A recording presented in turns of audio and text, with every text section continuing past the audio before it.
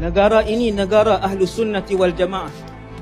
Ditafsirkan melalui enakmen syariah negeri-negeri Al-Asy'ariyah wal Maturidiyah. Kita hormat aliran lain, tapi jangan masuk rumah orang, curi barang orang tu mengaku hak dia. Ini kita tak benarkan.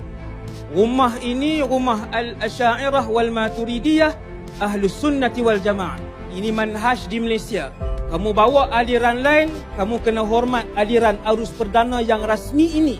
Bukan kamu duduk di tempat kamu menyesatkan aliran arus perdana ni. Yang ni jadi masalah. Dia duduk di Malaysia, dia kata tak perlu mazhab. Dia duduk di Malaysia, dia kata sifat 20 batil. Menyeleweng. Ni bukan contoh. Video pun ada sampai hari ni, tulisan pun ada sampai hari ni. Daripada sebahagian kumpulan. Macam mana nak harmoni? Kamu tetamu.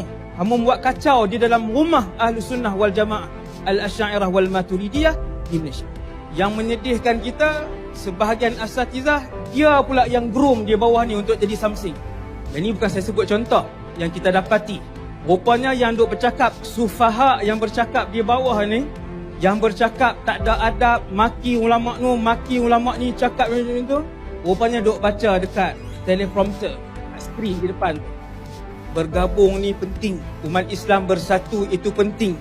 Nak bergaduh jangan sampai mencarut, jangan sampai mengutuk, jangan sampai mencaci, jangan sampai menghina, jangan sampai memfitnah. Gunakan ayat-ayat yang bagus. Pamerkan akhlak kamu sebagai seorang ulama. Yang paling penting, ajak yang bawah-bawah kita untuk turut sama ikut perangai ulama. Yang mana trust dalam diri seorang ulama bukan ilmunya, tetapi adabnya. Di dalam diri seorang ulama itu, adabnya mestilah seperti kuantiti tepung dan ilmunya cukup walaupun sekadar sekuantiti garam.